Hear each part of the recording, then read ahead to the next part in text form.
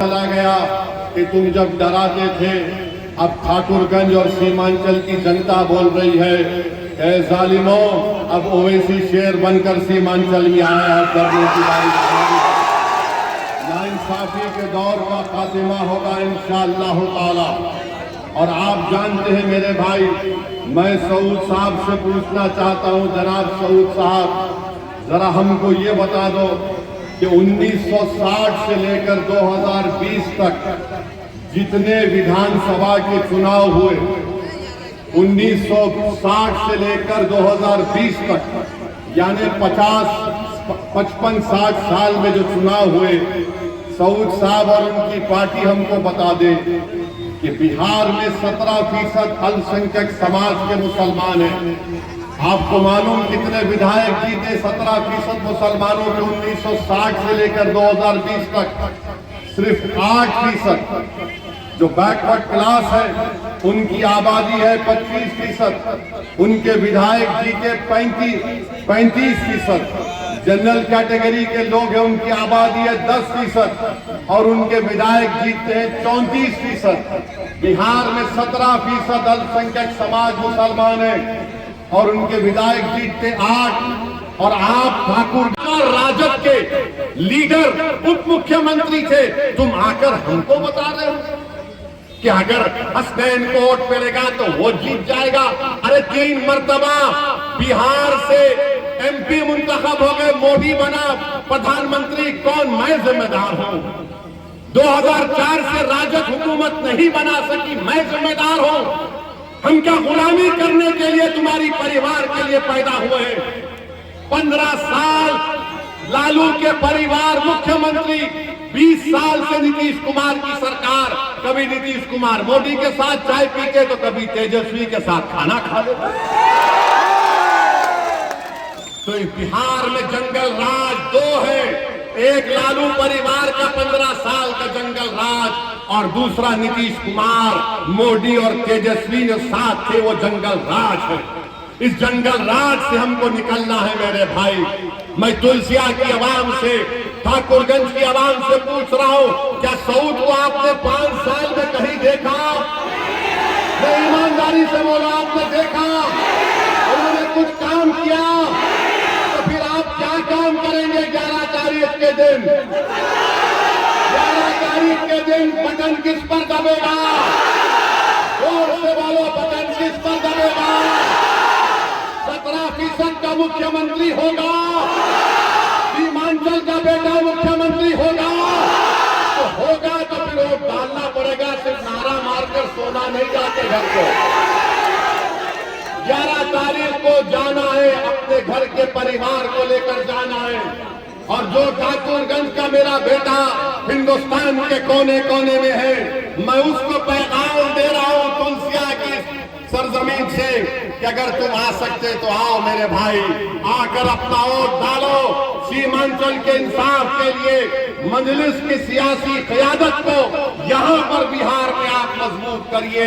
ये लोग बार बार मुझ पर इल्जाम लगाते, ओवैसी हैदराबाद से क्यों आया, ओवैसी वहां से क्यों आया?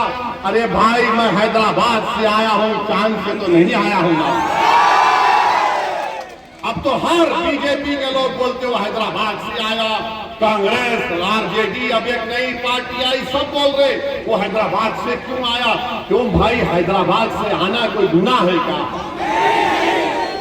अरे ये तुम्हारी दिमाग में जो जागीरदारी है ना, ये नवाबों की सोच तुम्हारे दिमाग में, ये हमारा इलाका है, वहां कैसा आया? याद रखो, शेर जिस मुकाम पे जाता है वो उसका घर हो जाता है। मैं किसी के बात के बारे को नहीं मानता। वहां से क्यों आएंगे भाई? भारत की जमहूरियत को मजबूत करना है।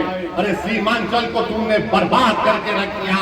ये किशनगंज का जिला 55% यहाँ पर फ्लड अफेक्टेड एरिया है और अपनी नाकामी की बुनियाद पर आप ये कह रहे हैं कि अगर मुझे वोट नहीं डाले तो वो जीत जाएगा। याद रखो जनाब सऊद साहब और तुम्हारे ठेकेदार, कल तक कोई विकल्प नहीं था, कल तक कोई मुतबादिल नहीं था। आज मुतबादिल के तौर पर सऊद्दीन ओवैसी तुम्हारे सामने और बीजेपी के सामने खड़ा है। तो तुम याद रखो, इस बात को भूल जाओ कि मैं काम भी नहीं करूंगा तब भी ठाकुरगंज की जनता मुझे वोट देगी।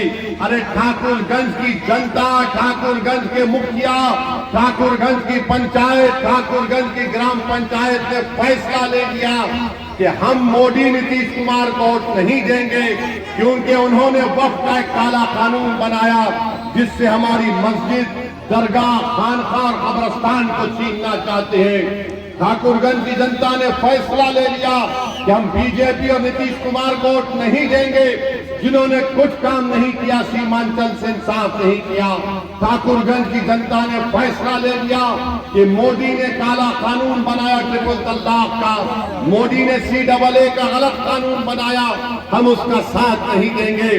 ठाकुरगंज की जनता ने यह भी फैसला ले लिया सऊद साहब कि 17% है और 3.5% के मल्ला लोग, जिनको मैं सलाम करता हूं, वो कह रहे हैं कि अब की बार उप मुख्यमंत्री हमारा होगा। तो सुनो सऊद और तेजस्वी, 17% ने तय कर लिया, अगर 3.5% का मल्ला का बेटा उप मुख्यमंत्री होगा तो 17% का बिहार में सीमांचल का मुख्यमंत्री होगा। ये जज्बात में लाने के लिए नहीं कह रहा हूं, मैं सीमांचल की जनता से कह रहा हूं, चाहे वो हिंदू मुसलमान हो, शेरशाहवादी हो, सुरजापुरी हो, कुलैया हो, शेख हो, अंसारी हो, याद रखो, जब इस सरजमीन का बेटा पटना की गद्दी पर बैठेगा तभी जाकर सीमांचल से जालिमों के जुल्म का खात्मा होगा। ये मजलिस आपका कह रही है।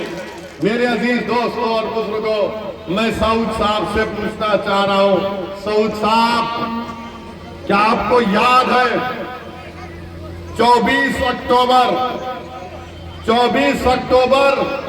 89 को 79 को 24 अक्टूबर 1979 को क्या हुआ था सऊद साहब? भागलपुर का फसाद हुआ था। कौन सी पार्टी सत्ता में थी? 1000 लोगों की मौत हुई, भागलपुर की खेतों में लाशें पड़ी हुई थी, दफनाया नहीं गया, तो उस पर फूल गोभी उग गई थी। बताओ सऊद साहब, ये आपको याद नहीं होगा, अपने बुजुर्गों से पूछो। बताओ सऊद साहब, 22 सितंबर 2022 को सीवान